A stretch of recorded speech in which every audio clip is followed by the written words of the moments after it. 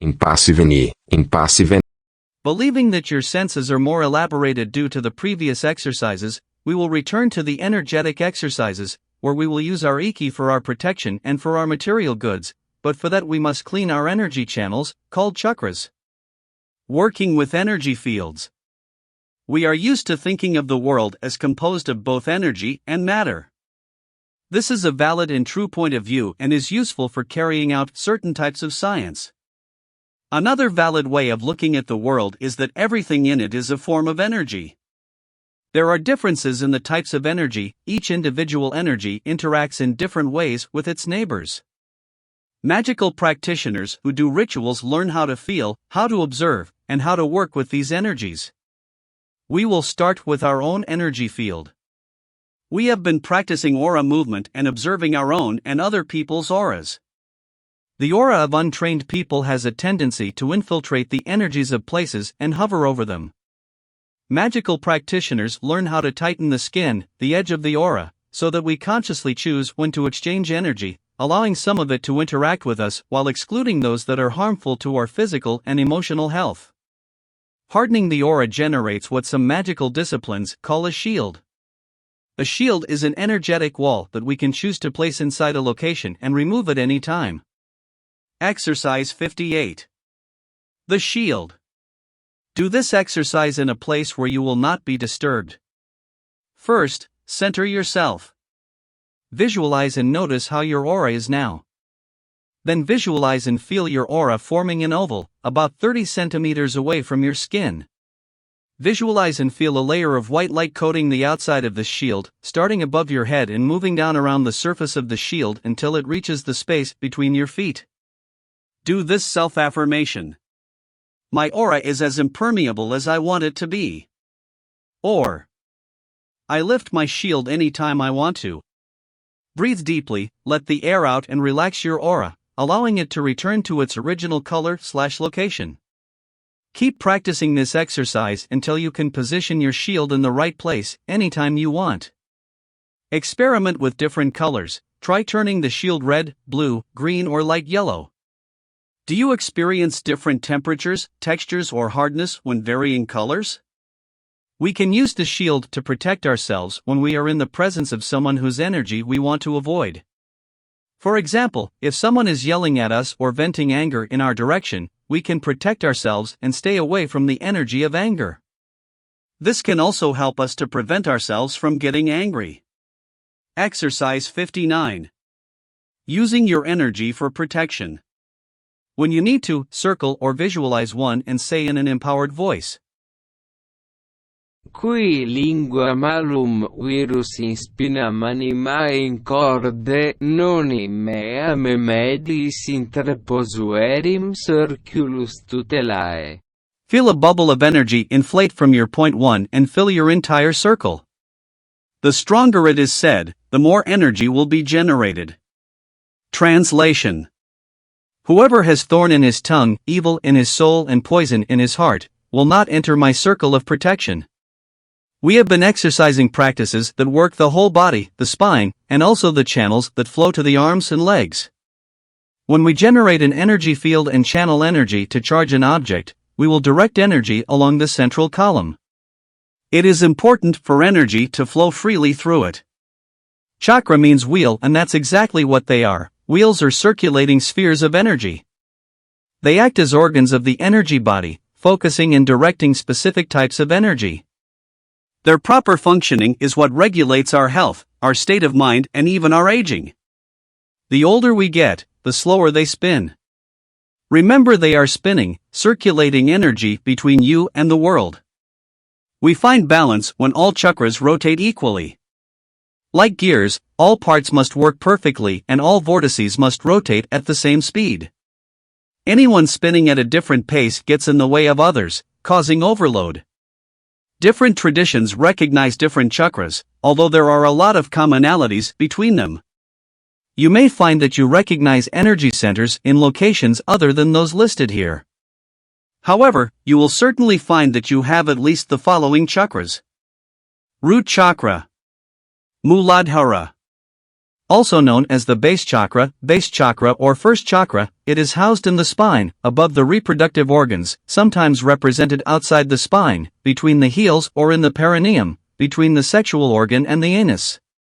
He is our link to the earth, the ground, and the outside world.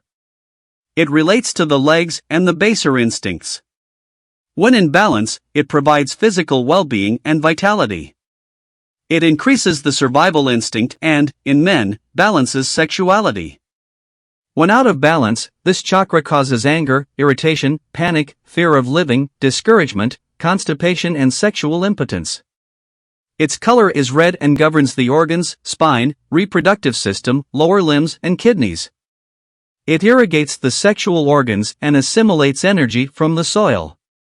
Chakra Splenic. Svedhisthana. The second chakra is located about 3 to 4 centimeters below the navel. Stimulates love for nature and earthly things. It is related to the production of adrenaline, creativity, and sexual energy. When in balance, it produces sexual energy for women, creativity, pleasure, and desire.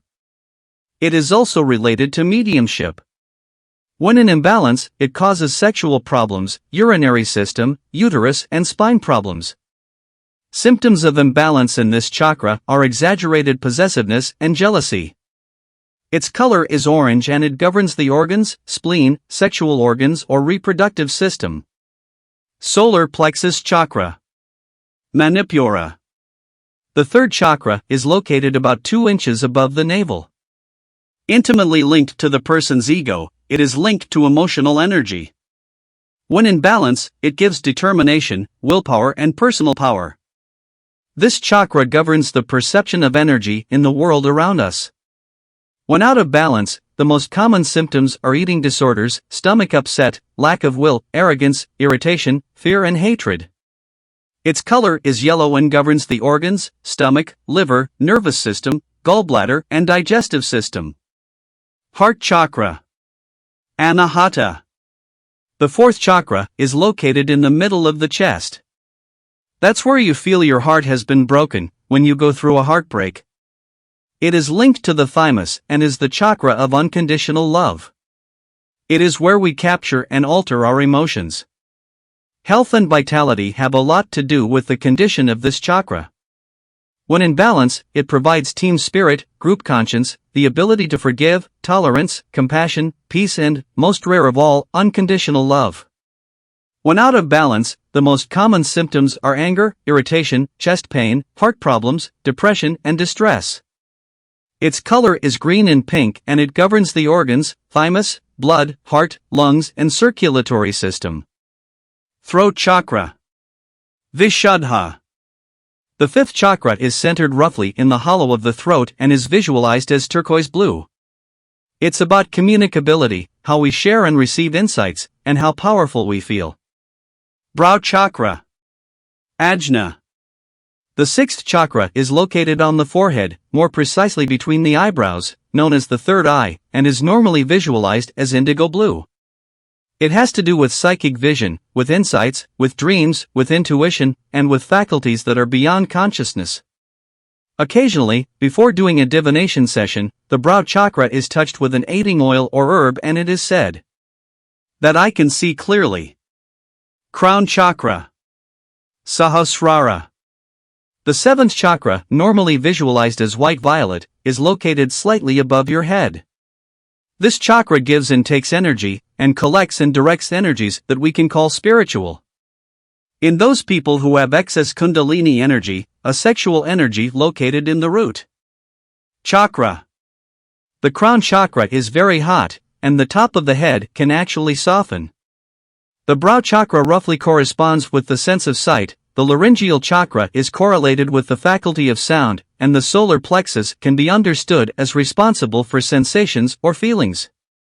Along with the major chakras are smaller centers that allow energy to move in and out of the body. Some of the most important of these centers are in the palms of the hands and soles of the feet.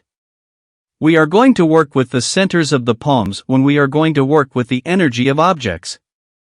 We have already worked with the centers that exist in the soles of the feet during the energy exercises. In magic work, we will generally move energy along the spine from the top of the head to the feet, or from the feet up back to the top of the head, which is better than in or out of the chakras to each other. However, there are exceptions to this rule. For example, during sex magic, we may choose to blend our chakras with our partner's chakras. Now that you have been introduced to the chakras, in the next lesson we will use the attributes of each chakra and learn how to protect our material possessions.